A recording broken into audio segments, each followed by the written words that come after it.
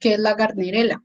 Ella se encuentra en el tracto genital femenino, en el útero, y cuando hay una enfermedad que se llama vaginosis bacteriana, ella se encuentra asociada a esta.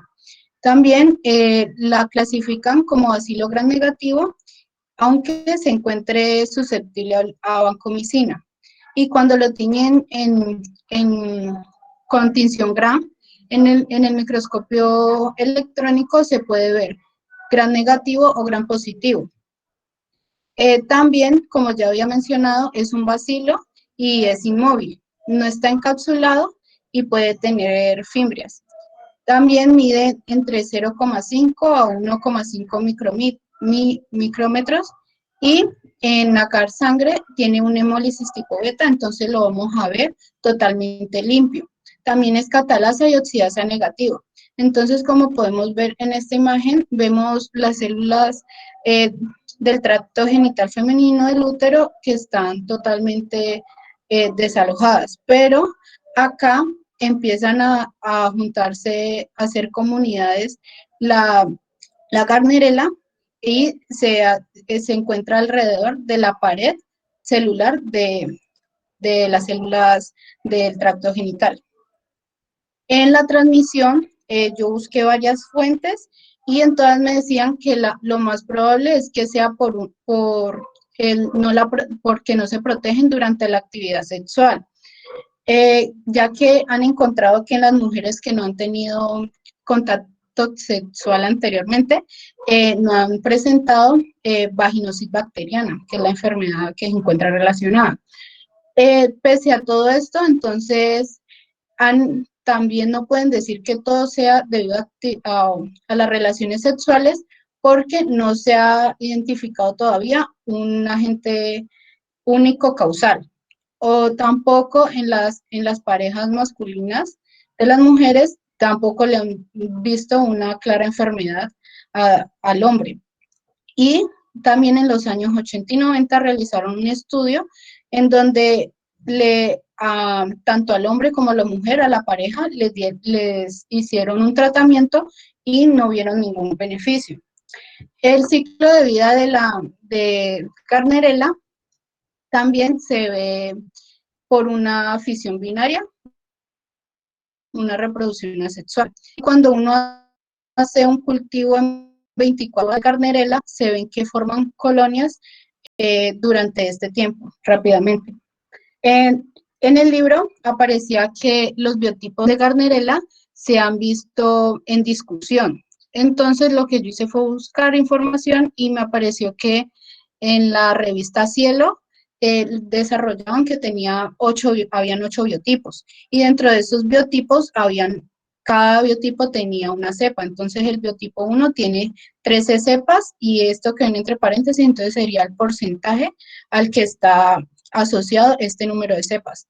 El biotipo 2 tiene 15 y así sucesivamente hasta llegar a 63 cepas de 8 biotipos. En la patogénesis, entonces, la Gardnerella vaginalis puede generar unas enfermedades como es la vaginosis bacteriana o la infección del tracto urinario y esto depende de cuál sea su adhesión a las células epiteliales, tanto del tracto urinario como de las células epiteliales vaginales. También se ha visto que la Gardnerella vaginalis tiene un peeling. Entonces, por eso es que ella puede reproducirse tan rápidamente en el tracto uterino. Y también se ha visto que tiene una actividad hemaglutinante. Entonces, esto quiere decir que puede hacer que se aglutinen rápidamente los eritrocitos. Y también, aparte, tiene una toxina que es la hemolicina, la cual rompe los eritrocitos y hace que se salga la hemoglobina. También es resistente al suero. Y esto es una gran complicación cuando la mujer tiene un parto, porque puede causar que durante ese parto la Gardnerella sale del útero, entonces puede ir a todo su sistema sanguíneo. Y lo que ocasiona es que la mujer va a tener Gardnerella en todo su organismo, generando otra enfermedad. Entonces, ahí llegamos a las manifestaciones clínicas. Como había mencionado antes, pues entonces causa vaginosis bacteriana, infección del tracto urinario y bacteriemia. La vaginosis bacteriana, entonces, siempre que veamos esta enfermedad, eh, es como una regla o casi siempre va a estar la Gardnerella vaginalis, asociado también con otras bacterias que puede tener en crecimiento. En la infección del tracto urinario, la Gardnerella vaginalis se encuentra solo en menos del 1% en la infección del tracto urinario. Sin embargo, tras hacer aspirados suprapúbicos, que es cuando le sacan orina de la misma vejiga, desde la vejiga, entonces encuentran que se puede asociar también a una enfermedad renal o a cistitis intersticial. Y también está asociada con bacteriemia, que como les había mencionado antes, si sale la sangre del útero y va a todo su sistema, entonces va a generar una bacteriemia. Este se encuentra asociado con afecciones del tracto genital femenino como corionitis. Entonces va a ser una infección que ocurre al nivel del líquido amniótico. La endometritis postparto, entonces después del parto, va a haber una infección que va a causar una inflamación del útero. Y en el aborto séptico, después de un aborto, va a generar también una infección intrauterina. Y a veces también se ve asociado con la infección neonatal, que ya sería que la sangre del niño se encuentra infectada con Gardnerella. Listo. ¿Me escuchan? Sí. Tenemos el diagnóstico. El diagnóstico de la Gardnerella es un anovio facultativo, que este va a presentarse como un bastón pleomórfico, y este va a ser variable. Es oxidasa catalasa negativa y no es encapsulada y no es inmóvil. Se necesitan medios enriquecidos pues, para crecer. También es ureasa, inodol, nitrato negativos. Tienen que tener en cuenta que la Gardnerella vaginalis es susceptible al sodio, que se encuentra en la mayoría de los frascos de BC, por lo cual las cifras de la bacteremia, como me estaban explicando las compañeras antes, pueden estar subestimadas. Y en la práctica clínica, la vaginosis bacteriana se diagnostica utilizando los criterios de Amsel, estos son del pH, se mide cuál es el pH, cuáles son las características del flujo vaginal y la liberación de este olor característico que es como fétido. Siguiente, por favor.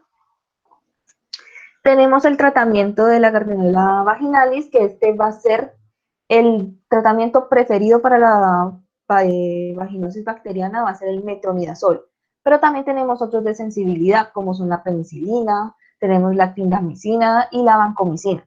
Pero también hay otros que son de resistencia, que son el cloholistemetato sódico, la cefalaxina y la tetraxiclinas. Siguiente, por favor.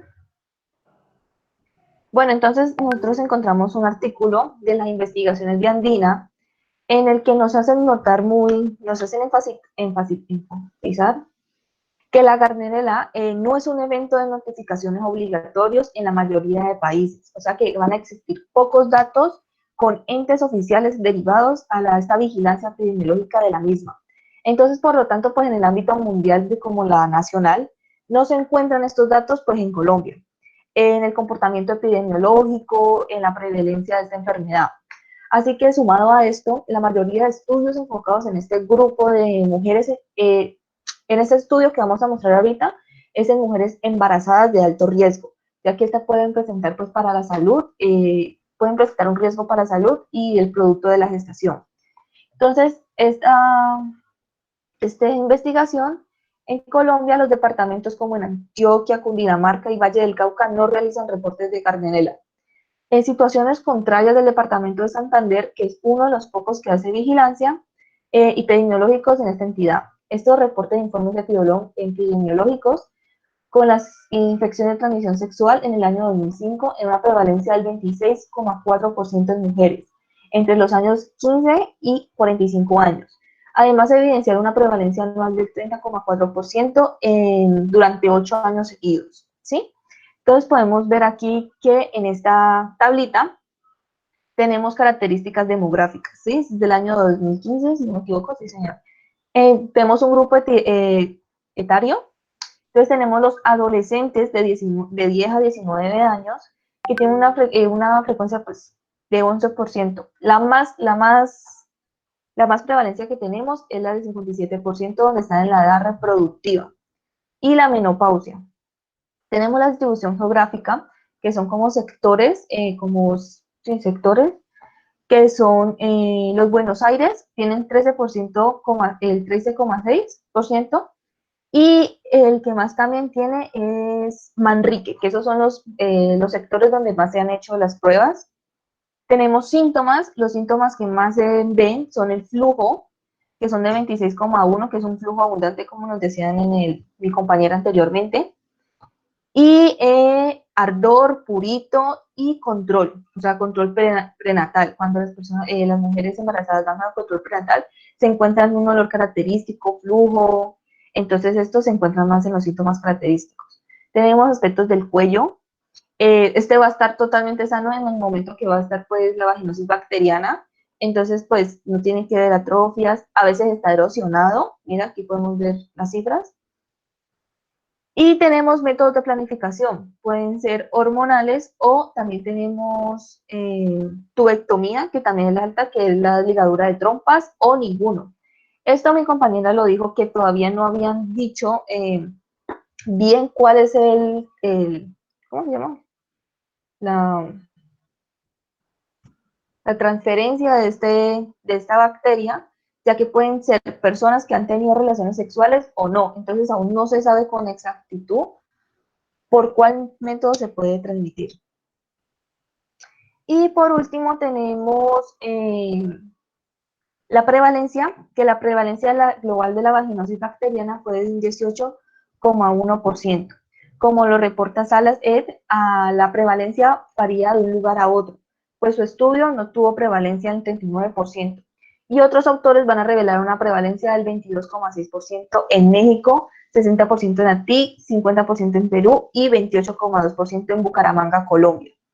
Y el 30,4% en Santander, Colombia, lo que cual confirma que la importancia de la realización de estudios epidemiológicos para cada lugar. Listo. Y estas son las bibliografías que tomamos para hacer la exposición. Muchas gracias. Gracias. Bueno, muchísimas gracias. De nuevo, escuchen por favor las sugerencias que les hago a sus compañeros para que evitemos cometer los mismos errores. Aquí hay unas muy buenas diapositivas que se exceden en contenido. ¿Sí? En contenido es mucha letra, muchísima letra, hay que sintetizar lo que se dice allí. Esa es una capacidad que uno va desarrollando con el tiempo, pero pues insisto en que deben hacerlo más y más y más continuo. De resto me parece bien, hay unas fallitas ahí en la pronunciación del microorganismo, no es Gardnerella ni Garenella, ni nada de eso, se dice Gardnerella, terminan de Gardnerella. Y como ustedes pueden ver, pues hay muchas especies de Gardnerella, pero la que básicamente es clínicamente importante es la Gardnerella vaginalis. Y ya entonces paso a emitir mis conceptos con respecto a redondear lo más interesante de esta. Esta es una bacteria asociada a una patología casi que exclusivamente en mujeres, que es la vaginosis bacteriana, vaginosis o vaginitis bacteriana, pero también a una forma de vaginosis inespecífica, es decir, en ausencia de algún agente específico al cual culpar de una vaginosis, casi siempre se asume que puede estar relacionada a Gardnerella vaginalis, pues porque es agente causal que más comúnmente se asocia a esta forma clínica. Ahora, se ha visto involucrada en otras dos presentaciones clínicas, ¿no? La infección de tracto urinario, pero casi siempre hay que, digamos, saber muy bien cuándo culpar a Gardnerella de la infección de tracto urinario y cuándo no. Esto con objeto de que la Gardnerella vaginalis pues es un habitante normal de la flora normal de la vagina, ¿sí? De la microbiota. Y puede en algunos casos representar una contaminación de la muestra. ¿Por qué una contaminación de la muestra? Porque generalmente para una infección de tracto urinario, pues lo que se hace es recoger una muestra de orina. Y si la persona, cuando va a recoger su muestra, no toma bien la muestra de orina, entonces puede finalmente contaminar esa orina con contenido vaginal. Y eso finalmente llevará a un error en el diagnóstico.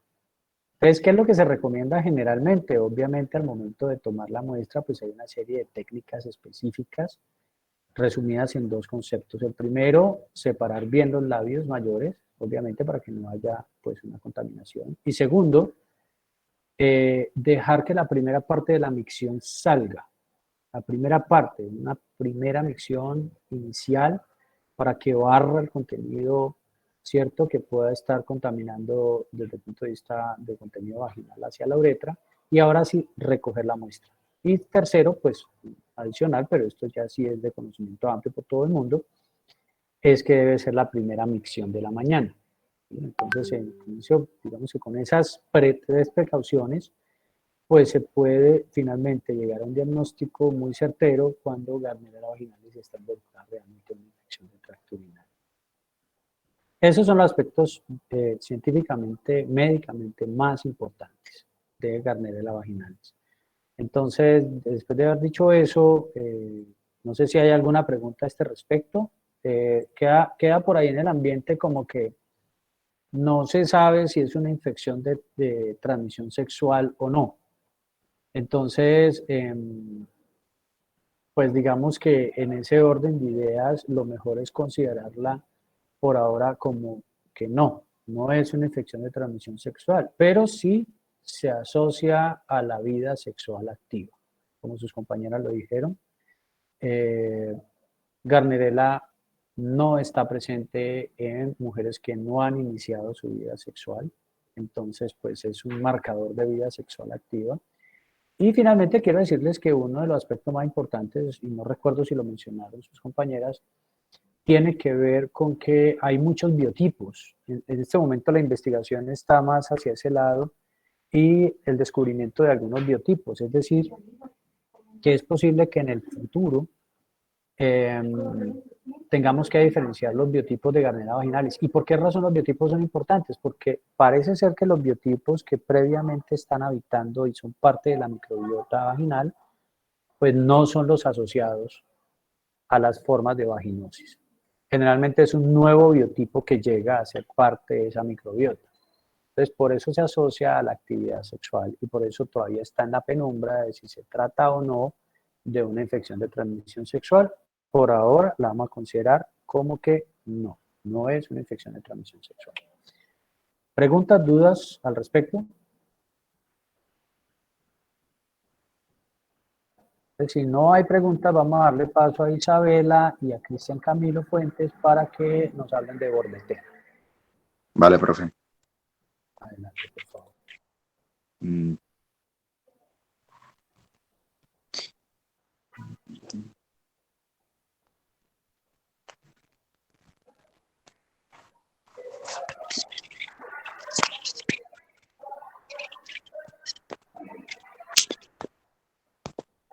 ¿Ya están viendo las diapositivas? Sí, ahí ya se ve. Vale. Entonces, vamos a presentar lo que es la Bordetella, mi compañera Isabela Cañaveral y mi persona Cristian Fuentes. Entonces, partimos desde que la Bordetella, hay varios tipos de Bordetella, pero como tal la Bordetella pertussis y la Bordetella parapertussis es la que causa la tosferina. Y hay que tener en cuenta pues que esto es algo que debe ser de notificación obligatoria o inmediata en cuanto a la enfermedad en la mayoría de los países debido a su alta propagación. Las otras especies de bordetela pues solo causan algunas infecciones humanas en circunstancias especiales y pues algunas son como la bordetela bronchiséptica, que es la que causa la tos de las perreras o en perros o conejos. Y también está la bordetela avium, que es la patógeno de aves. En cuanto a la epidemiología, vamos a ver de que el organismo se transmite por gotas y es muy infeccioso. Y pues la tosferina tiene la mayor incidencia en bebés, pero también ocurre en adolescentes y en adultos en muy poca cantidad. La morbilidad y la mortalidad son más altas en las mujeres que en los hombres y en aquellas personas menores a 6 meses. Por ejemplo, en el Reino Unido, la tosferina muestra picos de actividad de entre 3 a 4 años. Como vemos aquí en esta tablita, en Colombia para el año 2012, los porcentajes de letalidad, por lo menos en menores de un mes, era de un 19%, en los de un mes 42%, de 2 meses 23%, de 3 meses 7%, de 4 meses 1% y entre 5 y 11 meses 8%. A medida que va aumentando la edad, el porcentaje de letalidad de esta infección era cada vez menor. Y en la tablita que tenemos a la izquierda, si vemos, si comparamos la edad con respecto a los casos confirmados, a medida que vamos avanzando en edad, va a ser cada vez, van a haber menos casos. Con respecto a la patogénesis, tenemos que ver que la Bordetella pertussis produce una serie de sustancias biológicamente activas que son las que se cree que juega el papel en la enfermedad, como por ejemplo los componentes de superficie. Ejemplo de estos son la hemaglutinina filamentosa, la pertactina y fimbrias. Y en cuanto a toxinas, como la toxina pertussis, la toxina adenilatociclasa, la citotoxina traqueal. Y entre otros productos, pues podemos ver el factor de colonización traqueal y la bordetela que es resistente, que tiene la resistencia a matar. Algunas características clínicas es que la incubación Espérame un segundo, por favor. Cuando hablas aquí del factor de colonización y dices que bordetela resistente a matar, no es bordetela resistente a que las natural killer, que son las asesinas naturales, pues la maten, ¿sí? Sí, por eso, o sea, no sé si, creo que no me di a entender. Ok. Sí, pero Sí, como pero es tal, básicamente que la bordetela se hace resistente con ese a factor la a que la natural mate. killer y Eso. como tal no va, exacto, no va a tener la capacidad de destruirla. En cuanto a no sé si se escucha la bulla de fondo, profe. Sí, sí se escucha. ¿Esperamos un ¿La momento o zamorra? prosigo? No sé, un señor en una carreta, no sé. Creo que No, no. adelante, Listo. adelante, sí. En cuanto a las características clínicas, debemos partir de que la incubación va de 7 a 10 días y esta va seguida de una etapa catarral y esta es similar a un cuadro viral. La fiebre es inusual en estos Algo casos. pasó con tu presentación. Yo no estoy viendo sino un pedacito de la diapositiva. Es que ¿Ya? se volteó, Cristian. ¿Cómo? Se volteó. ¿Cómo así? ¿Ahí está bien? No. Entonces, cuando te dije que Es la mitad, Cristian.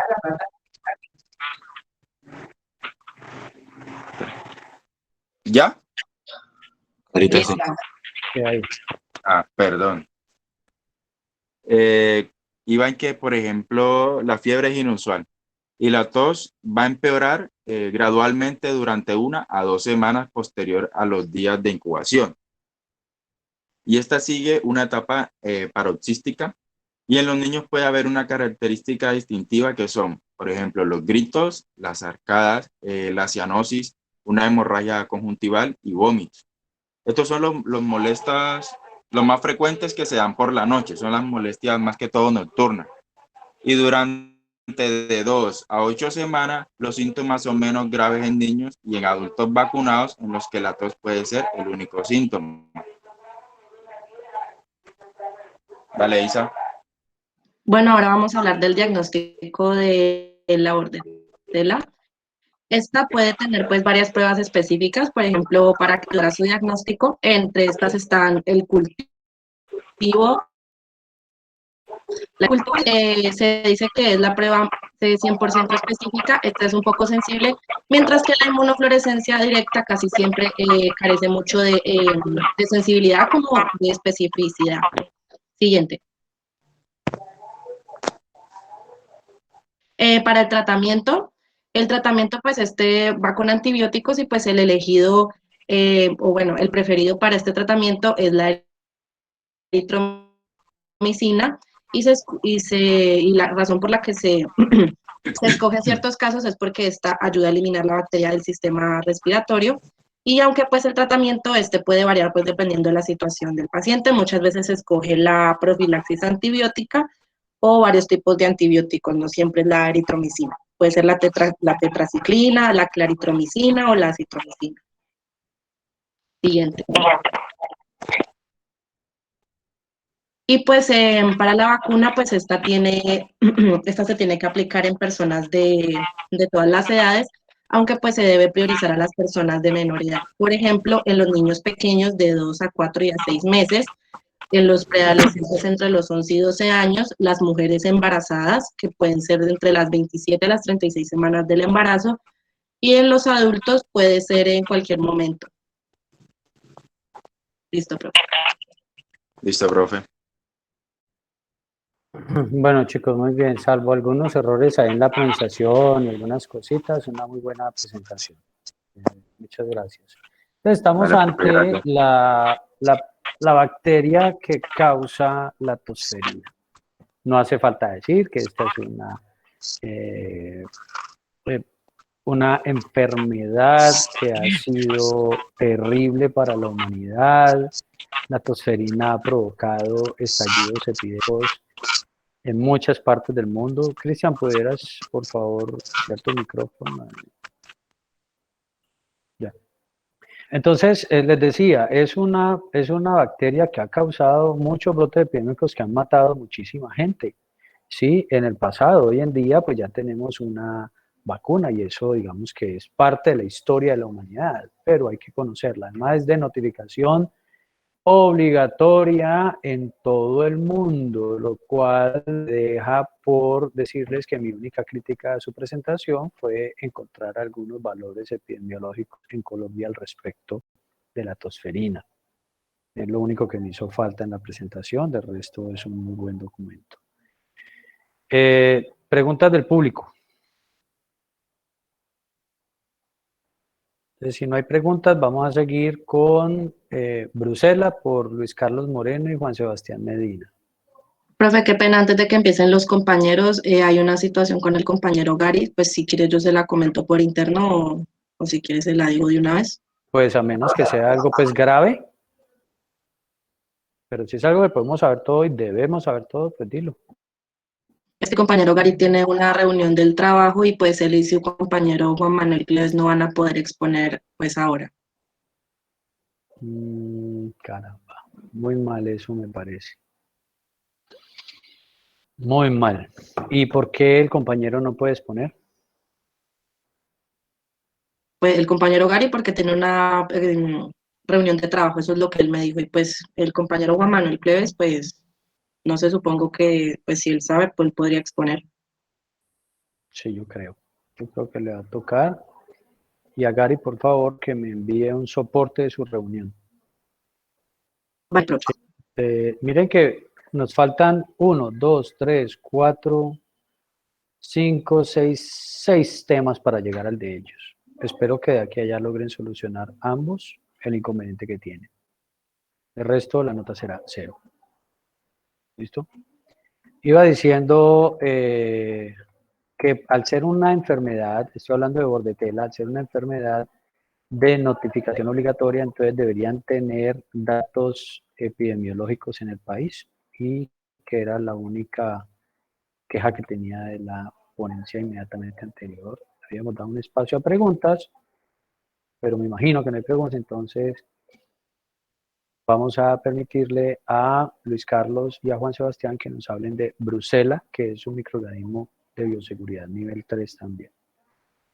Entonces, adelante, por favor. ¿Ya se ve la presentación en grande? Ya miro. Ay, Sí, un segundo. estamos viendo eso. Ok, adelante. Listo. Bueno, compañeros, muy buenos días. Hoy les vengo a exponer junto con mi compañero Juan Sebastián Medina Serna la Brucela ADCP3. Bueno, entonces vamos a mostrar una presentación de la bacteria, su epidemiología, la epidemiología en Colombia, cuál es su patogénesis, cómo se manifiesta, cuál es su diagnóstico, cómo se trata y cómo se previene. Entonces, antes de hablar de qué es lo que causa la brucela, debo de presentar el microorganismo, que es de un género de bacterias que es de tipo gram negativas, que se conoce principalmente por causar la enfermedad brucelosis, que es una de las zoonosis más importantes en la actualidad. Esta brucelosis es más conocida como fiebre mediterránea, fiebre de Malta o fiebre ambulante y causa aborto principalmente en bovinos, también en animales rumiantes como bisontes, alces y demás. Esta zoonosis se puede infectar mediante derivados lácteos que están sin tratar, sin pasteurizar o por contacto directo con estos animales que están infectados o incluso con sus cadáveres.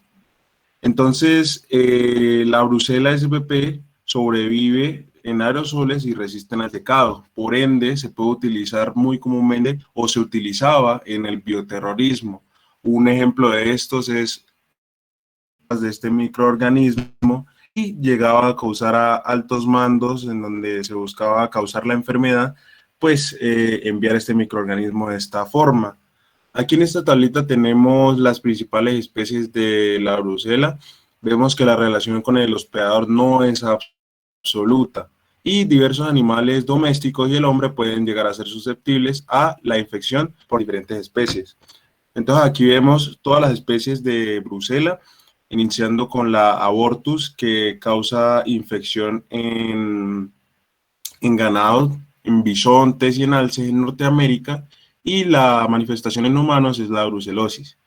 Tenemos la brucela suis, que causa infección en cerdos, igualmente en humanos causa la brucelosis, y melitensis, que causa infección en cabras y en ovejas, la brucela canis en perros, principalmente de raza tipo Beagle, en Estados Unidos, pero en humanos causa enfermedad de tipo leve. Finalmente, con la brucela que causa infección únicamente en ovejas y está localizada en Australia y Nueva Zelanda, no existe una evidencia de que esta especie sea capaz de infectar al hombre.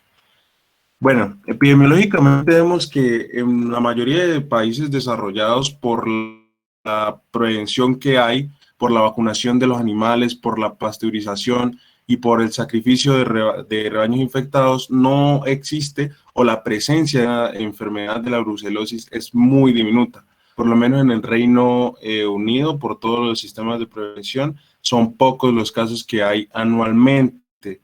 Ya sigue siendo una endemia en lo que es África, Asia Central, Sudamérica y en otros países mediterráneos, como vemos en pantalla: Grecia, Turquía, Portugal, España, Italia y sur de Francia. Aquí vemos un estudio que se realizó en la Universidad Cooperativa de Colombia, en la sede de Arauca, en la Facultad de Medicina Veterinaria y Zootecnia, que fue publicado en el 2020, de un estudio que se hizo entre el 2005 y el 2019, en donde se estudió que en el total de la población colombiana había una prevalencia de 1,8%, una incidencia del 5% y una seroprevalencia del 8,5%, especificado en anticuerpos IgG de que ya había pasado la infección. También tenemos aquí estudios dirigidos a trabajadores de plantas que son de tipo de beneficio animal y jornales, por lo menos los que trabajan con ganado en espacios abiertos, en donde se tiene que hubo en estas plantas de beneficio animal una seroprevalencia del 6%, y acá los trabajadores de ganado una prevalencia del 7,3% y una incidencia del 7%. Finalmente, como estudio epidemiológico aquí en Colombia, se revisó también las personas naturales que no tenían ningún tipo de contacto con ganado, cuál era la prevalencia, y tenemos una prevalencia del 3% y una cero prevalencia del 0,3%. Y el personal de laboratorio que está directamente en contacto con el microorganismo, una incidencia del 2%. Referente a la patogénesis, después de que se ingiere el microorganismo, después de que entra el microorganismo, ya bien sea por las abrasiones cutáneas que son causadas por el prurito que da la infección, la brucelosis, o el polvo infectado. Así es donde puede entrar este microorganismo a nuestro cuerpo. Y las bacterias van a vivir en los ganglios linfáticos regionales durante su periodo de incubación, que es de 2 a 8 semanas. Luego van a la circulación y posteriormente se localizan en varias partes del sistema retículo endotelial. Un ejemplo de esto es el vaso, formando lesiones de tipo granulomatosas que pueden resultar en complicaciones en muchos órganos, por lo menos en el corazón, una endocarditis, por lo menos en el hígado, una hepatomegalia.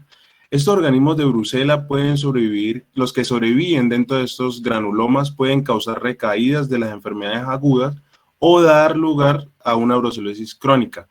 ¿Cómo es esto de que los organismos de Brucela sobreviven en los granulomas? Pues porque el granuloma es una capa, por decirlo así, que protege que este microorganismo no vuelva a salir. Pero si hay depresiones, por lo menos si hay mucho estrés y el sistema inmune se debilita, puede haber una reinfección o puede haber una recaída de esta infección por Brucela.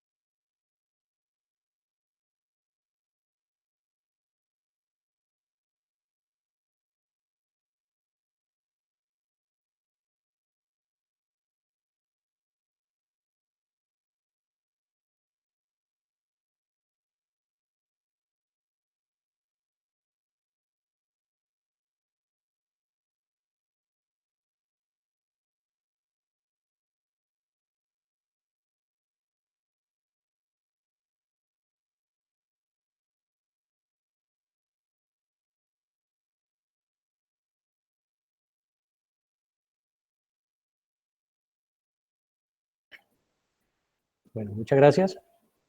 Entonces hemos visto un microorganismo, hace parte de los fastidiosos. Este es un microorganismo que tiene una importancia, digamos, fundamental en dos aspectos. El primero, este microorganismo se puede y está considerado como nivel de bioseguridad 3 y además de sus características de resistencia, entonces lo hacen un candidato perfecto para ser utilizado en bioterrorismo. Por lo cual, pues hay una vigilancia marcada en dónde en el mundo hay de este microorganismo, dónde se reportan infecciones, porque su manipulación, etcétera, puede estar asociada a cualquier intento de bioterrorismo. Número 2, este es un agente causal importante de múltiples enfermedades, como ustedes lo vieron, pero tiene para los seres humanos una consecuencia fundamental y es que hay una secuela que tiene que ver con abortos y con nacimientos prematuros, cuando por casualidad o por algún, digamos, formas desconocidas, esta bacteria logra entrar al ambiente intrauterino. Entonces es un agente causal frecuente de abortos y partos prematuros, ¿correcto? Eso con respecto a lo académico y científico de la presentación. Quiero decirles que me parece muy buena la presentación, digamos, además de las cositas fundamentales que siempre estoy mencionando, pero no me hacen caso, es, pues número 1, pónganle mucha atención a la pronunciación. No es doxiciclina, es doxiciclina. Ya a estas alturas, con tantos antibióticos que hemos estado mencionando una y otra vez, debería ser muy fácil para ustedes ir aprendiendo cómo es que se pronuncia. Y pues lo otro es el tema de qué pasa en Colombia con esto. Muchos grupos han hecho ese esfuerzo y lo estoy teniendo en cuenta aquí para las notas, de buscar datos sobre epidemiología en Colombia de estos microorganismos y las enfermedades que causan. Ah, perdón, no lo había visto. No caí en cuenta de eso, pero bueno, felicitaciones por eso porque ya me iba a anotar. La idea es que todos al menos incluyan un par de estudios, ojalá recientes de esto en Colombia, ¿vale? No siendo más, creo que le podemos dar paso al siguiente tema, que es Yersinia pestis, otro microorganismo de bioseguridad nivel 3, por Angie Daniela Pérez y Lina Castaño.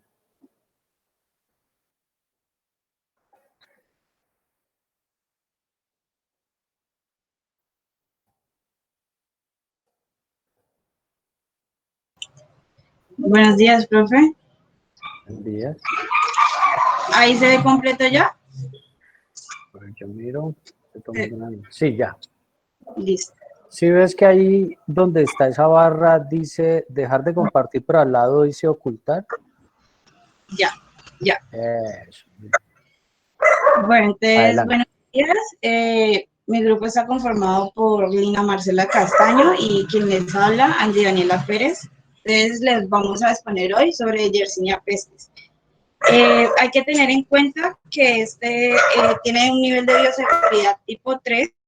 Eso quiere decir que es de sumo cuidado para las instituciones de salud y enseñanza, ya que pueden ocasionar enfermedades severas o potencialmente fatales si se expone pues a la inhalación de esto. Listo. Entonces, en la definición tenemos que es un gran negativo, es un bacilo corto gran negativo, este es inmóvil, es conocido por haber ocasionado la peste negra en Eurasia en el siglo XIV, que sabemos pues que ocasionó la muerte de millones de personas. Aquí se desatan 3 síndromes clínicos, el cual el primero es de la peste bubónica, el segundo la peste neumónica y el tercero la peste septicémica. Estos dos últimos, pues, si no se tratan a tiempo, puede ser fatal. En la transmisión hay que tener en cuenta que Esto se transmite a través de una rata que esté infectada, pero se transmite al humano por la pulga infectada, o también a través de que algunos gatos consuman o coman las ratas infectadas. Entonces, en la transmisión bubónica tenemos que es a través de la picadura de una pulga que esté infectada, y esta pulga se conoce como Xenopsilia cheopis, que es considerado como el vector primario de este tipo de peste. En la neumónica es a través de respiratorios, de pulgas de rata, de persona a persona. Un ejemplo de esto es a través de la inhalación de partículas respiratorias provenientes pues, de un paciente con infección pulmonar. También se ha presentado en condiciones antihigiénicas durante una epidemia, o también puede surgir como complicación, bien sea de una peste bubónica o septicémica. Ya en la transmisión septicémica tenemos de que surge como una complicación de las dos anteriores. En la patogénesis tenemos de que esta bacteria contiene dos antígenos. Uno es el somático y el otro es uno capsular. Los somáticos son termoestables, es decir, que no se alteran con la exposición o mediante la acción del calor.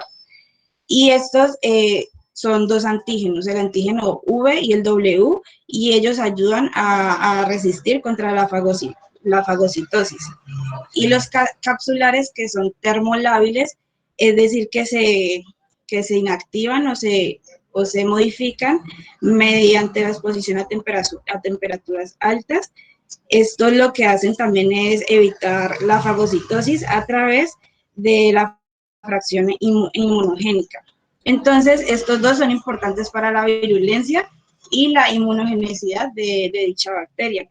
También ayudan otros factores como es el lipopolisacárido de la endotoxina. En las manifestaciones clínicas, tenemos de que en la peste bubónica va a producirse lo que es la fiebre, bubones dolorosos, que son la inflamación de los ganglios linfáticos o nódulos linfáticos, y la linfadenopatía inguinal, que es lo mismo, pero en la zona inguinal. Pues es cuando se ponen más grandes los ganglios linfáticos en la zona inguinal, como podemos observar en la peste neumónica. Hay presencia de tos o hemoptisis, que es tos con sangre, y pueden haber o no una presencia de bubones dolorosos. Y en la peste septicémica va a ocurrir una hipotensión, una fiebre, más no va a haber pues la presencia de bubones.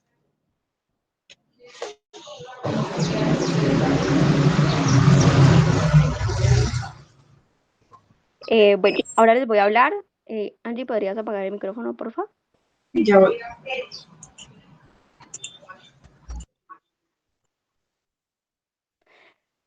Bueno, ahora yo les voy a hablar sobre el diagnóstico. El diagnóstico pues tiene diferentes factores, los cuales son el cultivo, inmunofluorescencia y la parte histológica. Voy a hablar primero del cultivo, la cual pues en la parte vamos a encontrarnos una morfología que es de cocobacilos, van a ser gram negativos, cortos, se van a presentar individuales en pares. Como podemos ver en la imagen de arriba, pues se pueden ver que son dos pares, o sea, son dos cocobacilitos pegados, pero cuando se encuentran en un agar líquido, en un cultivo líquido, perdón, entonces los podemos encontrar en cadenas.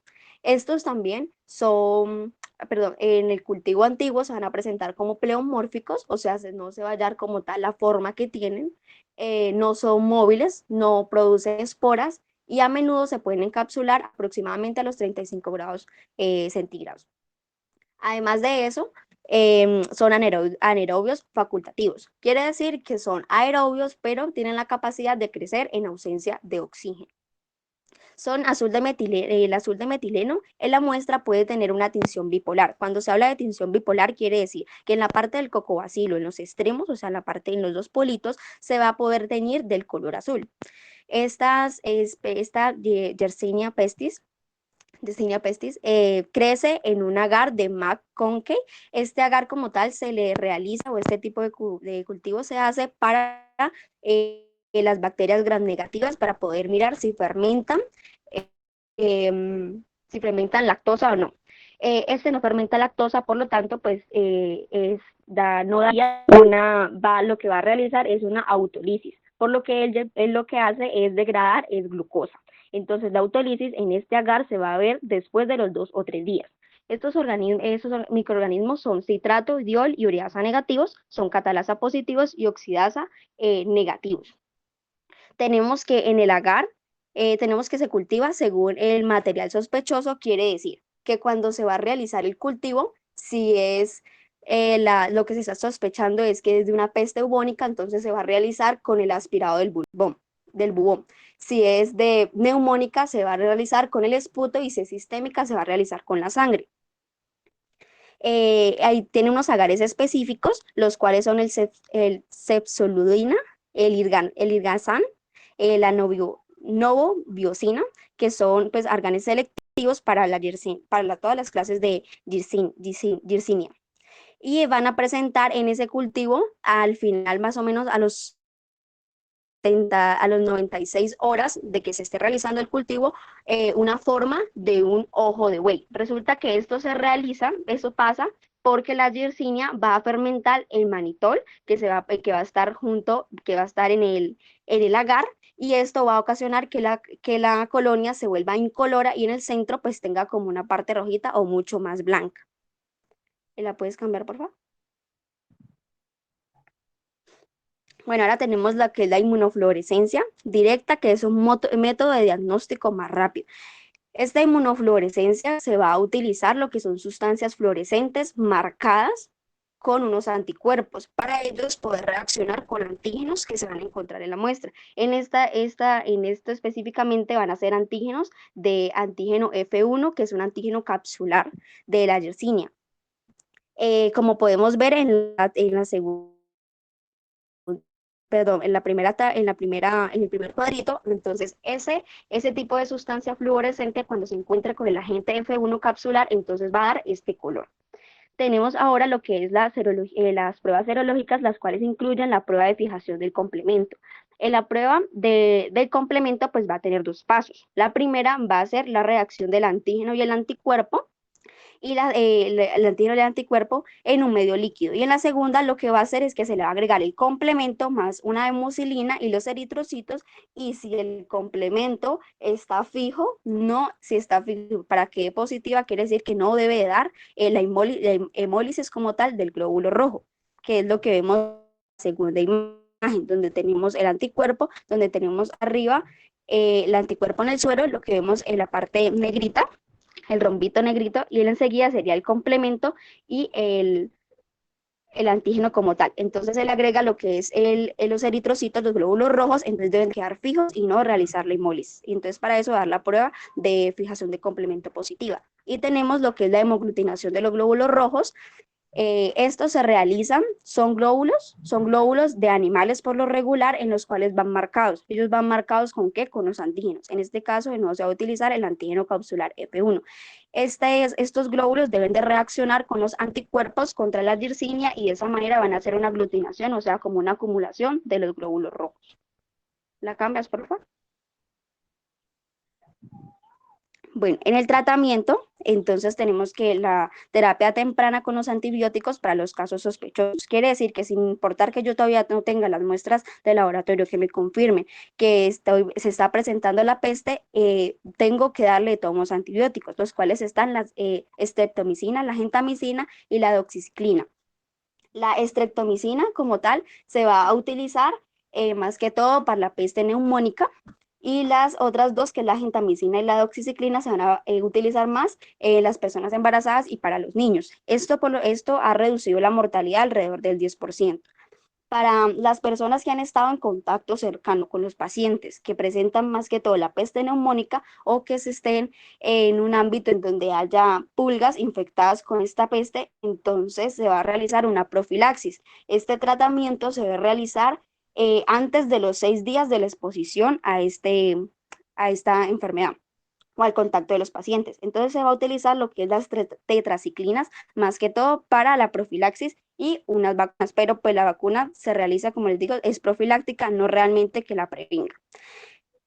Tenemos de que el paciente que tenga peste Perdón, neumónica se perdón, debe. perdón, un segundo. Acabas de decir, entendí lo que acabas de decir como que la vacuna es profiláctica y no que prevenga. ¿Me explicas eso? Profe, o sea, ella es profiláctica, solamente hay como una vacuna que se ha utilizado como profiláctica, pero no como una protección inmediata en el momento en el que se tenga la enfermedad. O sea, simplemente se maneja con antibióticos. Y solamente la vacuna se ha utilizado pues para las personas que están como alrededor de los pacientes que se le han confirmado la enfermedad. Ok, entonces vamos a aclarar un par de cosas. El término profilaxis es un término que se utiliza para todas las herramientas preventivas, ¿sí? Las vacunas son en general de carácter preventivo. Tal como me lo está explicando ahora es correcto, pero lo primero que escuché no es correcto.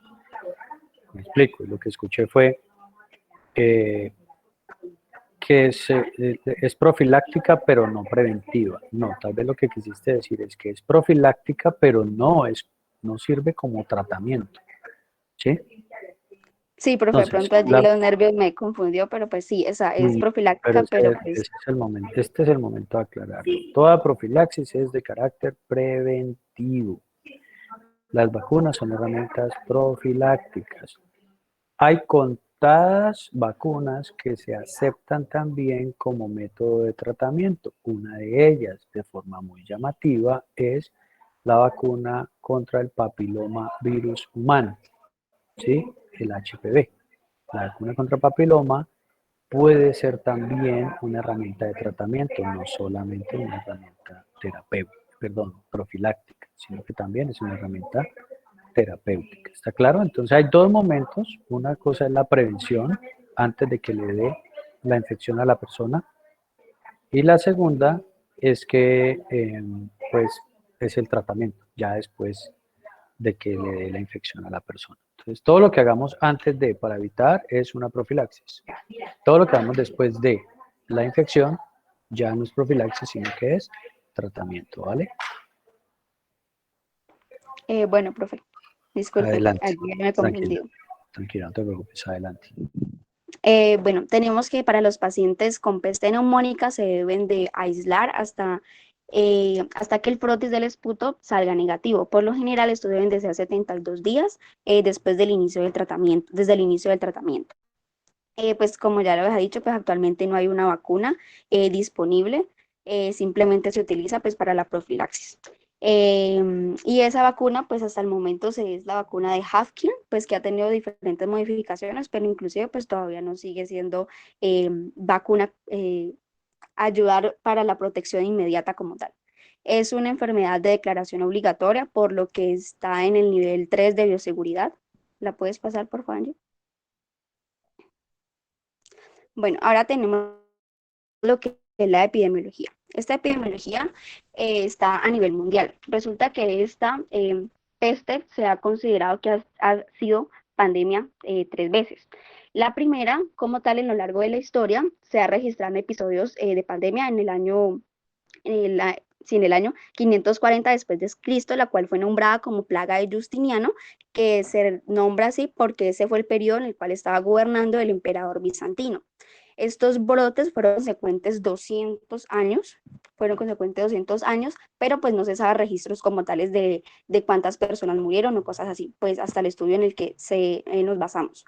En la segunda pandemia se aconteció de que el brote apareció fue en China en 1334 por medio de las rutas comerciales. Esto se extendió desde Constantinopla hasta Europa, y lo cual impactó de la muerte de aproximadamente el 60% de la población de esa región.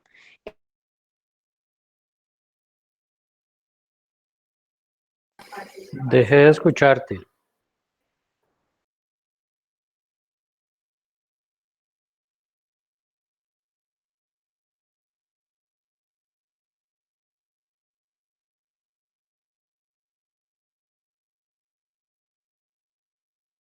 Y en la última pandemia que se registra en la historia es la peste de China, la peste moderna, que esta se cree que fue más o menos alrededor de 1855, 1860, que se produjo en Wuhan y posteriormente se fue a Hong. Esta fue diseminándose por todo el resto del mundo, alcanzando aproximadamente 10 millones de fallecimientos. Desde allí se empezó digamos, como a estandarizarse un poco lo que era la peste, porque ya se empezó a determinar por diferentes estudios cuál era el agente infeccioso y cuál era el mecanismo de diseminación. En uno de los informes que da la OMS actualmente considera que hay 5 países endémicos de la peste, lo cual está en la parte americana, en la parte de América, los cuales son Bolivia, Brasil, Ecuador, Estados Unidos y Perú, que es el mapita que nosotros estamos viendo allí, que esos son los que se presentan todavía, pues aún casos. Esta es un informe que se realizó entre el 2012 y el 2015 más o menos. El 2015 y el 2015. En los últimos 12, en los últimos 12 años, no la pases, por favor. En los últimos 12 años se acercaron más o menos 120 casos humanos de esta peste y fueron reportados por esta subregión, habiendo localizados 87% de ellos en Perú. Ahora sí, ya, por favor. Bueno, ahorita vamos a hablar sobre la epidemiología en Colombia. Esta realmente nunca ha sido considerada que hubiese la peste en Colombia, pero hay unos registros históricos que nos dicen que esta peste pudo presentarse entre 1913 y 1914. Resulta que se manifestó como una peste bubónica o como una neumonía pestosa en el departamento de Magdalena y pues el Atlántico, o sea, toda la parte de la costa atlántica donde se presentaron estos diferentes casos. Resulta que teóricamente se dice que fue por medio del comercio en los puertos, ya que en ese entonces esta enfermedad estaba bastante desarrollada, bastante diseminada en la parte de Perú. Entonces, por medio de los puertos o los comerciantes, entonces habían podido traer la enfermedad. Los síntomas que los médicos en ese entonces notaban eran como elevación de la temperatura, pulso rápido, un tinte ictérico en la parte del rostro, el tórax. También encontraban matidez en la percusión del tórax e inflamación inguinal. El primer diagnóstico que ellos dieron como tal era que era una infección mixta de malaria e influencia neumónica, pero pues vieron que con los medicamentos que estaban dando pues no se lograba controlar. Por lo tanto, decidieron tratarlo como una gripe mezclada entre paludismo, entre una gripe y un paludismo, por lo cual utilizaron lo que era quinona y diferentes medicamentos los cuales ayudaban a que no hubieran estragos en la crisis gripal, pero al no haberse presentado ninguna mejoría, sino más muerte de estas personas, entonces los médicos decidieron como tal hacer caso a lo que era el Consejo Superior de Sanidad e inmunizar con la vacuna. Pues en ese entonces pues no sería inmunizar, sino simplemente hacer una profilaxis que eran en los enfermeros, los doctoras y los familiares de los pacientes que estaban presentando los síntomas. Luego, más adelante, más o menos como más adelante, unos 10 años después, presentó otro médico, el cual tenía como nombre Miguel Arango, que presentaban una fiebre alta, las personas que ya se ponían muy graves, una fiebre alta, un dolor torácico y un esputo sanguinolento, el cual ellos clasificaron que había podido ser una peste septicémica, una peste septicémica que duraba aproximadamente 2 a 8 días y podía producir hasta la muerte. Pero como esto intervendría entre la economía que presentaba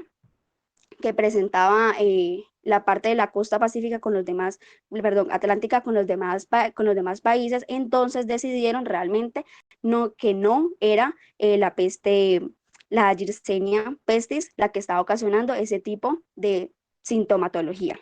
Por lo tanto, entonces también se encuentra de que hay pues un documento en la parte de abajo, lo cito, que es el Instituto Nacional de Salud, que lleva como título el Protocolo de Vigilancia de la Peste, que fue sacado en agosto del 2011, en el cual afirman que en Colombia nunca hubo, no se notificaron casos como tal de esta enfermedad. Y como podemos ver, entonces en la parte del cuadro fueron los casos que más se registraron, los casos que se registraron entre 1913 y 1914 en la parte de la costa y las diferentes poblaciones de ellas. donde tiene como tal un total de muertos de 39 y los enfermos de la peste fueron 56. ¿La puedes pasar, por favor? Y en este mapa que vemos aquí, pues fue la parte del departamento de Magdalena, Atlántico y el Bolívar, que fueron las que se presentaron más casos y estuvieron más en peligro de su población. Y aquí tenemos la bibliografía, la que utilicé en la parte de abajo de cada una de las diapositivas y las demás que utilizamos en todo el largo de la exposición. Gracias. Bueno, muy bien, muy buen trabajo, excelente.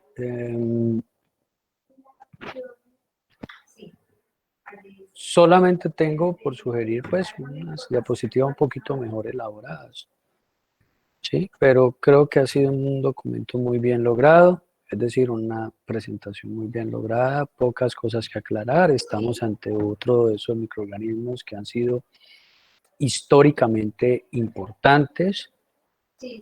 Hoy, en la actualidad, con el establecimiento pues, de la terapia antibiótica y de las medidas preventivas como las vacunas, pues sencillamente ya no es una patología tan importante como lo era en el pasado.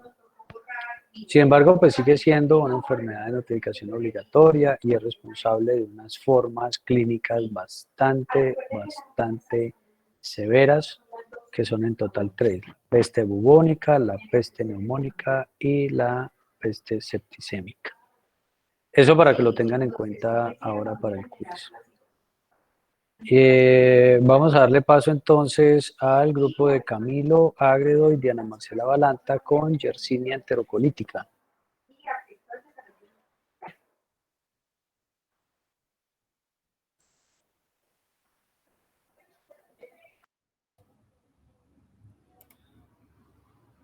Muy buenas tardes. ¿Me escuchan? Sí, le escucho. Listo, gracias, profesor. Muy buenos días. El día de hoy... ¿Puedes colocar tu ponencia en modo presentación? ¿Ya está en modo presentación? No. Espere, cierro. Y vuelvo.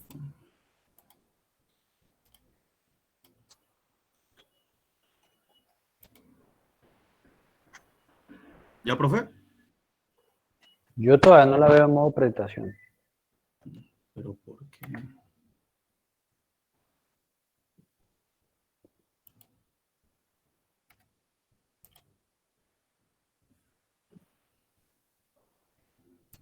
Sí. Bueno, avancemos entonces así, tranquilo, avancemos así. Bueno, no sé por qué no me presento, pues yo acá lo veo como en modo presentación. Entonces, muy buenas tardes. El día de hoy, con mi compañera Diana Marcela Balanta y mi persona Camilo Ágredo Escobar, les vamos a poner sobre Yersinia enterocolítica. La patogenia. Vamos a encontrar que esta bacteria la adquirimos a través de los alimentos infectados, como puede ser la carne o la leche, o aguas contaminadas. Estas, las cuales esta bacteria, la cual la podemos localizar a nivel del tracto intestinal, en donde se ocurre la gran mayoría de manifestaciones clínicas y efectos patológicos. Una característica muy importante es que en pacientes en condiciones asociadas a sobrecarga de hierro, como puede ser la hemocromatosis, que son niveles elevados a nivel del organismo de hierro, o en pacientes inmunosuprimidos, tienen un mayor riesgo de infección por Yersinia. Entre las características clínicas, vamos... Bebé, nos están pasando las diapositivas.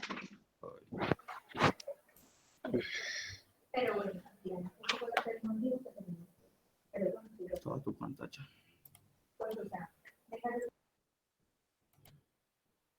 ¿Listo? ¿Ahí se ve? Sí, ahora sí. Sí, ya se ve. ¿Le puedes dar clic en ocultar, por favor, ahí en la barra abajo para que no quede eso? Gracias.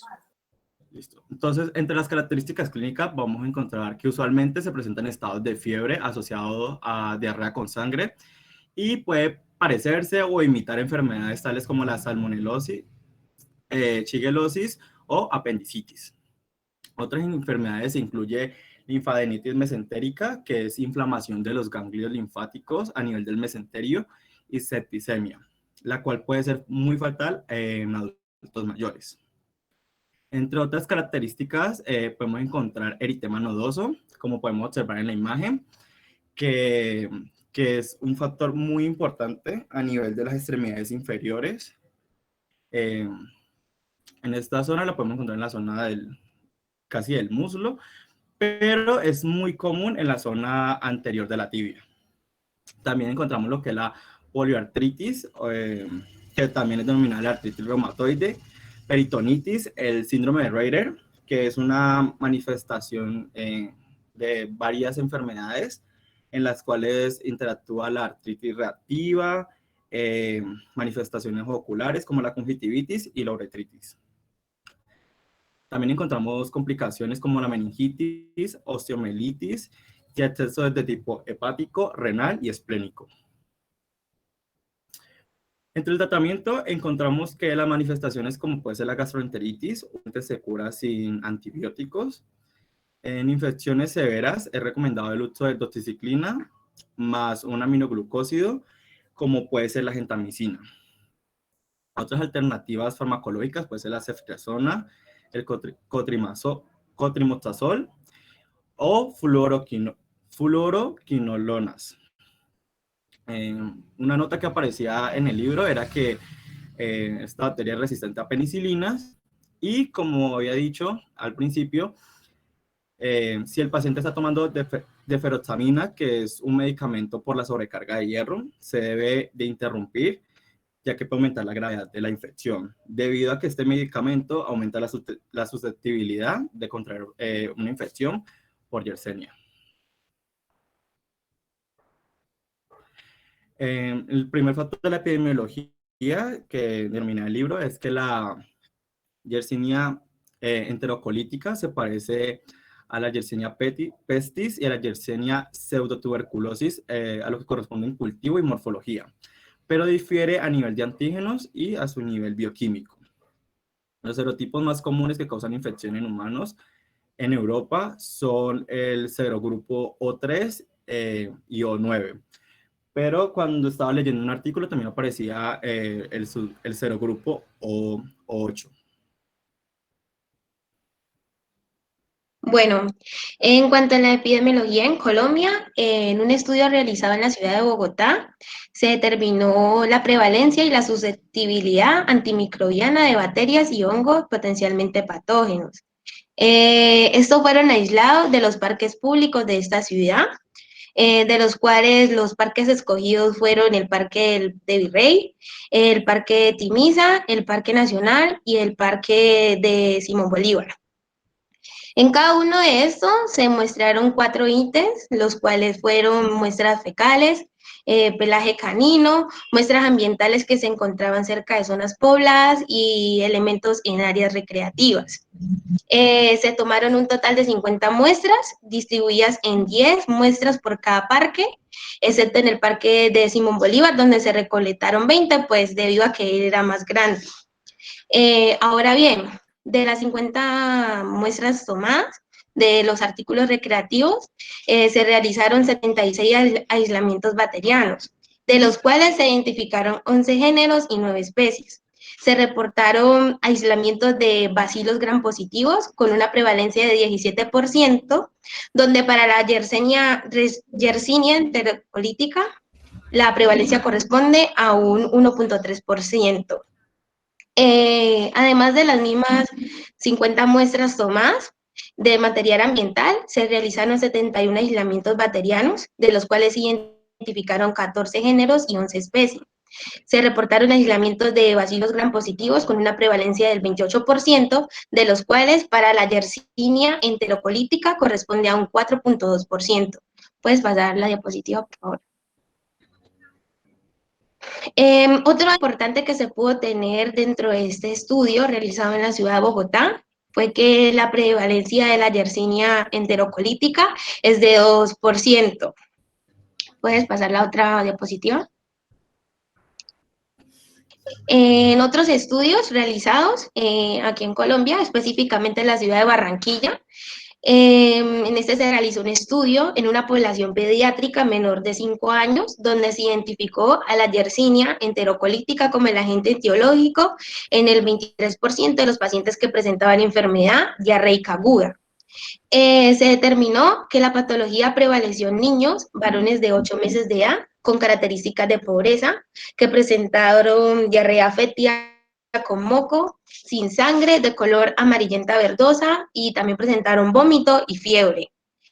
Y la presencia de Yersinia enterocolítica a partir del tejido tonsilar rectal en el 48% de los cerdos asintomáticos analizados, demostrando la presencia del biogrupo 4 serotipo, que es el principal causante de la yersinosis humana.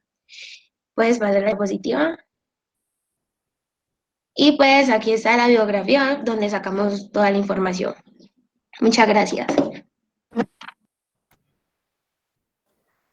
Bueno, muchísimas gracias. Veo un buen trabajo, un buen diseño, diapositivas con algo de exceso en su contenido, pero bien, salvo algunas cositas que tienen que ver con el dominio del tema y la presentación, me parece que es un buen documento y un buen trabajo.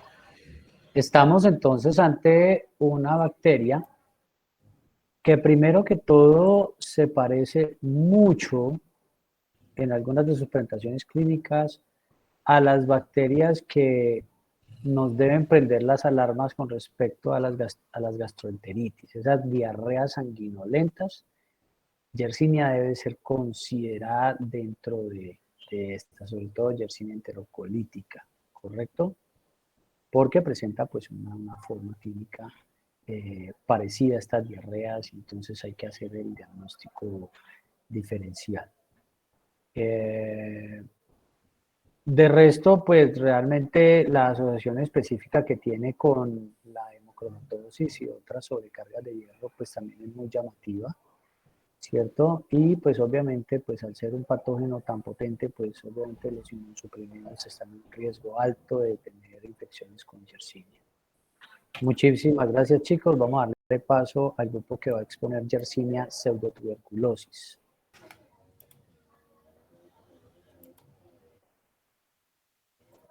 Son Isabela Betancourt y Sebastián Motato. Hola, buenas tardes. ¿Me escuchan? Sí, yo le escucho. Ahí se está proyectando, profe. Ah, sí, ya veo. Listo.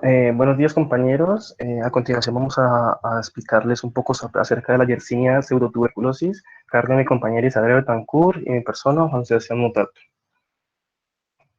Bueno, vamos a hablar un poco de la epidemiología a nivel mundial.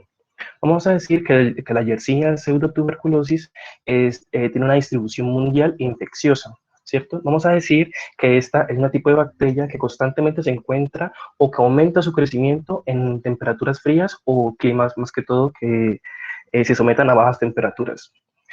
Dentro de la historia se han encontrado unas pocas epidemias de esta bacteria. Una de ellas fue la del lejano oriente de Rusia y Japón, que esta sucedió durante la segunda mitad del siglo XX, causando una cuestión que va muy de la mano de esta bacteria, que es la fiebre escarlatina del lejano oriente. Esta es una bacteria que por eso sí tiene una alta incidencia en países asiáticos, pero se ha destacado que tiene muy baja letalidad, por decirlo así, debido a su sintomatología. Sin embargo, esta enfermedad se asocia a sepsis causada por este tipo de bacteria, que es la Yersinia pseudotuberculosis, que está relacionada con algunos pacientes o con la gravedad de algunos pacientes que presenten enfermedad hepática crónica.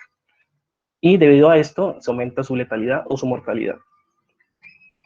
Ya hablando un poco de Colombia, vamos a hablar que aquí en Colombia nunca no se han tenido altos índices de presentar esta bacteria en humanos. Más que todo, esa bacteria aquí en Colombia se ha presentado en animales. Es como por decirlo, bueno, voy a explicarlo un poco más adelante. Vamos a identificar que aquí en Colombia se han identificado unas cepas. Estas cepas se pueden identificar por sus antígenos somáticos y flagelares. Vamos a identificar que se encuentran dentro de 6 antígenos, dentro de los cuales el serotipo 01 es el que más se presenta en humanos, en infecciones a humanos, ¿cierto? Entonces, como les mencioné anteriormente, este es un tipo de bacteria que no se ha encontrado con alta letalidad aquí en Colombia. Aquí en Colombia lo que se ha encontrado es que esta tiende a incidir en animales, más que todo en regiones, como decía anteriormente, que tienen climas muy fríos. En un estudio realizado por la Asociación de Apicultura y de Zoonosis de Pasto, se encontró que el principal animal que ha presentado aquí en Colombia esta bacteria ha sido los cuyes. Entonces, este es un estudio, este que estamos viendo aquí, este estudio que estamos viendo aquí, es un estudio realizado de una caracterización epidemiológica, la cual se realizó en la ciudad de Pasto, en cuyes, que por decirlo así, se ha presentado que al ser un animal típico de la región, es portador de esta bacteria y se ha presentado en casos en los que se ha contagiado o ha podido la bacteria a los humanos a través de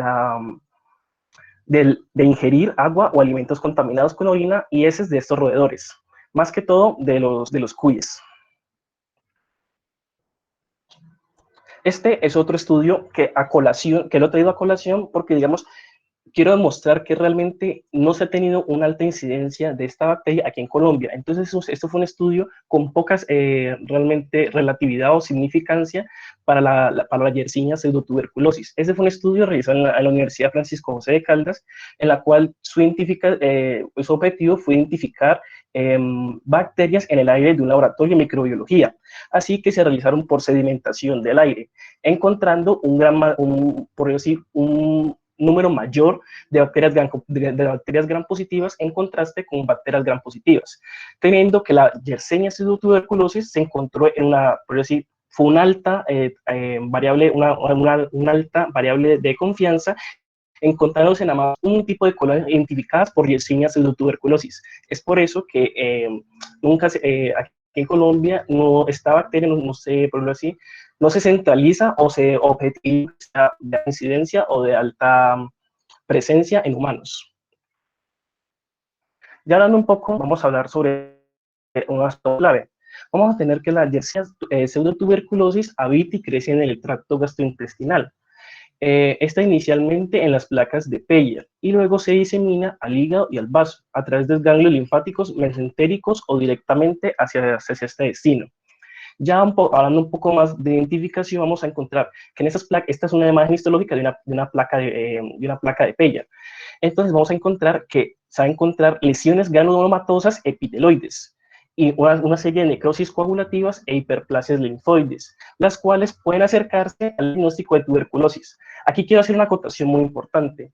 Precisamente esta Yersinia recibe el nombre de pseudotuberculosis porque su adjetivo, su prefijo pseudo, hace referencia a que es una falsa por así, un falso indicativo de tuberculosis. ¿Listo? Para que quede claro.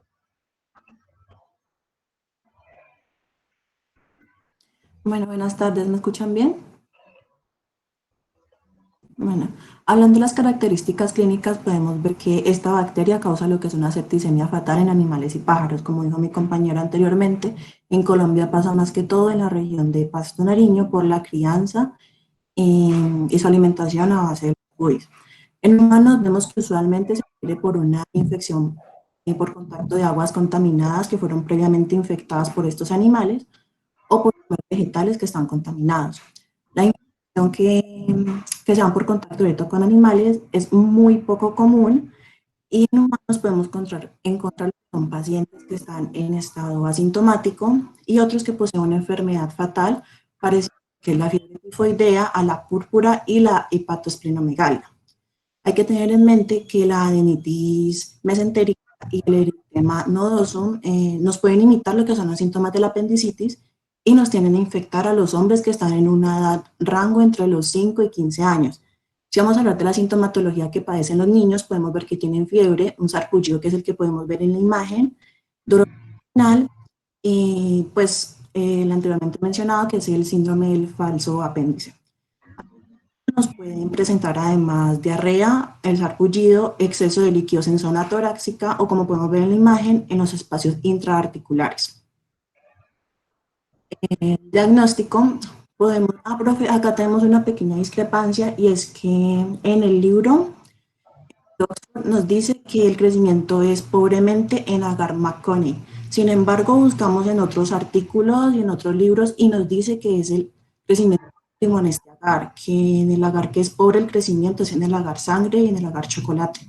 Entonces, no sabríamos ahí cuál es. A ver, es que se entrecortó. ¿Me dices cuál es la discrepancia otra vez? Dale, profe. La discrepancia es que en el libro de Oxford dice literalmente que el crecimiento es pobre en el agar McConney. Sin embargo, a la hora de mirar pues otros libros y otros artículos, ya que este tema estaba muy corto ahí, nos dimos cuenta que dice que su crecimiento óptimo es en él, que el crecimiento pobre es en el agar chocolate y en el agar sangre. Entonces no A sabemos ver, cuál es. ya, ok. Bueno, el punto es este. Crece en agar McConkey, sí, crece. ¿Sí? La Yersinia pseudotuberculosis logra crecer en agar McConkey, pero no con toda la extensión. ¿Sí? No con todas las características. Por eso, recuerden que estamos en los microorganismos fastidiosos. Entonces, estos son microorganismos que ponen problemitas al momento de cultivar in vitro. Entonces, en ese orden de ideas, pues entonces crece, pero no de forma óptima, no con todas sus características. Pero si comparamos McConkey con chocolate y sangre, pues en chocolate y sangre no crece tanto como en agar McConkey. Entonces, esa es la discrepancia que pueden encontrar ustedes ahí. Ah, ya, profe, es que o sea, literalmente en uno de los artículos que están las bibliografías decía que nuevamente en ese agar. Entonces, pues al ver el libro como que confundió un poquito. Sí, no, y puede ser. Lo que pasa es que de pronto es un tema de interpretación también, no interpretación de ustedes, sino interpretación de la persona que escribe. ¿Por qué? Porque obviamente cuando uno compara el crecimiento de esta bacteria en agar McConkey versus otras en agar McConkey, pues uno dice no es óptimo. Sí, Pero profe. si tú comparas chocolate, sangre y McConkey con la misma Yersinia, entonces tú te vas a encontrar que la Yersinia crece mucho mejor en McConkey que en los otros dos. Entonces ese es el tema. Sí, profe, esa fue nuestra discrepancia porque en el libro nos mencionas que crece pobremente. Entonces, cuando fuimos a hacer mayor retroalimentación en otros artículos, mencionaba también el agar al chocolate como otro medio alternativo, pero no nos decía si crecía mejor o igual que el McConney. Bueno, es McConkey, ¿no? McConkey, qué pena. McConkey. Bueno, chicos, a ver. ¿Hay algo más en el tintero? Sí. Discúlpeme. ¿Qué? Bueno, como dijo anteriormente el profesor, tiene un crecimiento, pues se podría decir que bien a comparación de los en el agar McConkey. Hay que tener en mente que este pues es un Coccobacillus gram negativo, es resistente a ácido rápido, es aerobio, sin embargo es facultativo, anaeróbico, es oxidasa negativo, productor de catalasa, no fermentador de lactosa. Esta bacteria nos puede producir lo que es la ureasa y tiene una motilidad a 22 grados centígrados, lo cual pues se diferencia de la Yersinia pestis. No se recomienda hacer estudios de serología, ya que su resultado puede confundirse con otros microorganismos, lo cual pues les mencionaré más adelante cuáles pueden ser. Y en las muestras de frotis de teñido no contribuyen a lo que es una información útil. Si hablamos de lo que es un diagnóstico diferencial, como podemos ver anteriormente, se confunde mucho con lo que es apendicitis, la pancreatitis, la enfermedad inflamatoria intestinal, la gastroenteritis, la escarlatina y el síndrome de choque tóxico, además de la leptospirosis. Para el tratamiento podemos ver que esta bacteria no muestra una susceptibilidad grande in vitro a la ciprofloxacina, tetraciclina, aminoglucósidos, sulfonaminas y penicilinas. Hay que tener en mente que la adenitis mesentérica usualmente es autolimitante, esto que quiere decir que se cura por ella misma.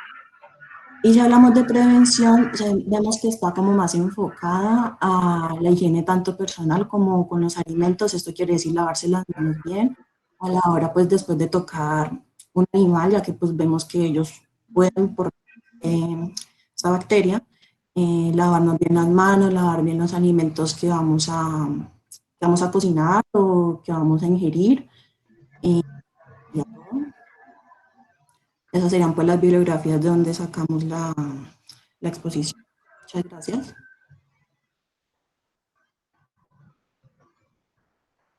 A ver, tenemos una buena exposición, salvo algunas cositas de dominio.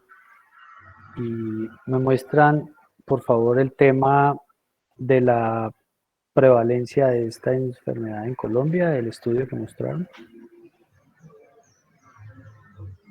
A esto quiero irme.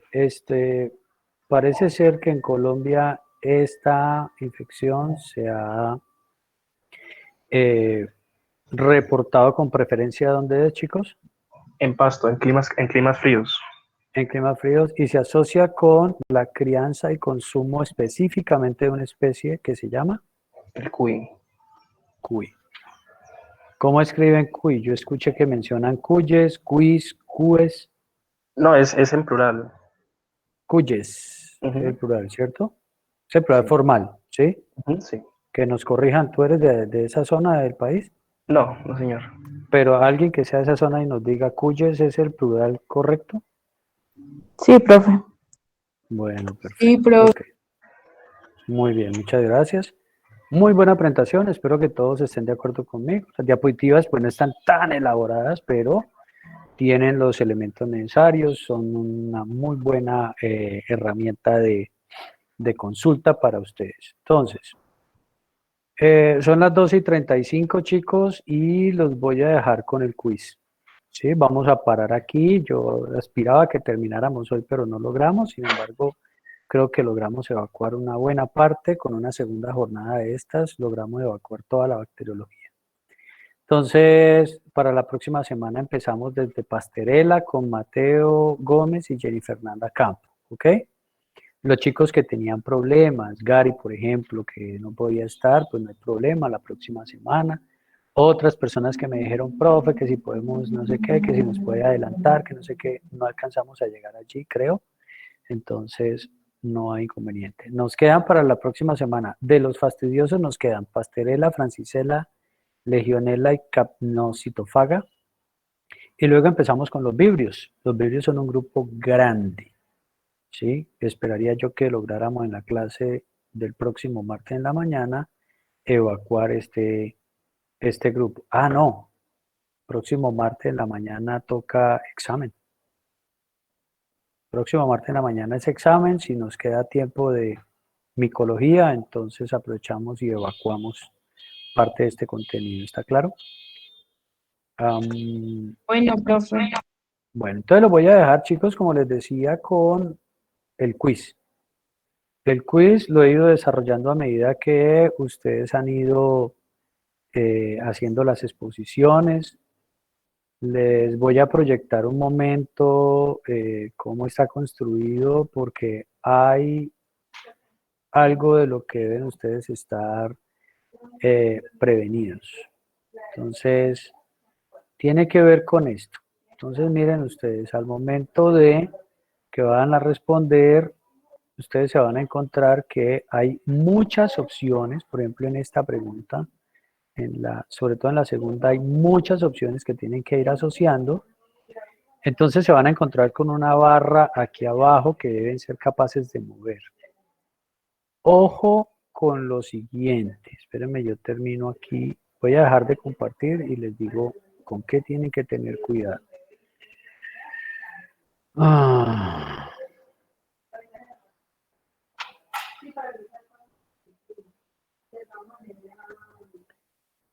Ojo con lo siguiente, voy a mostrarles, en un segundo les proyecto. En esta vez la primera vez que hago esto y entonces por eso tengo que prevenirles. Ustedes se van a encontrar preguntas en las cuales esto puede ser válido para este organismo y esto también. Y esto puede ser válido para este y esto acá abajo también.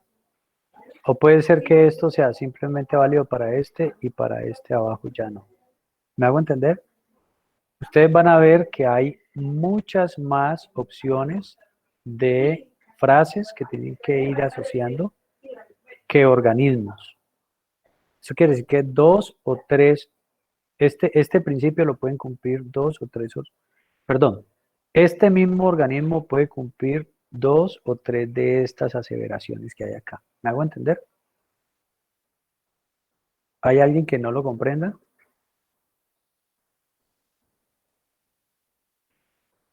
Bueno, muy bien. Entonces, dicho eso, chicos, yo les voy a pasar las preguntas.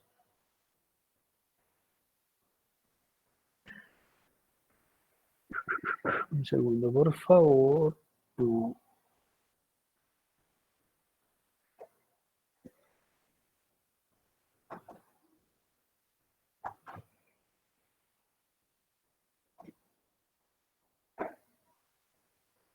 Les voy a pasar entonces el quiz para que ustedes lo respondan de aquí hasta la 1 de la tarde. Son las 12:40, tenemos 28 punticos en disputa, les voy a dar la media hora completa, entonces a la 1:10 estaría cerrando la plataforma, ¿vale? ¿Me comprendieron? ¿Hay alguna duda? Recuerden que solamente pueden hacer un intento. Recuerden que deben estar con su sesión abierta en el dominio de la universidad. Entonces, si estamos listos, por favor me avisan, ¿ya?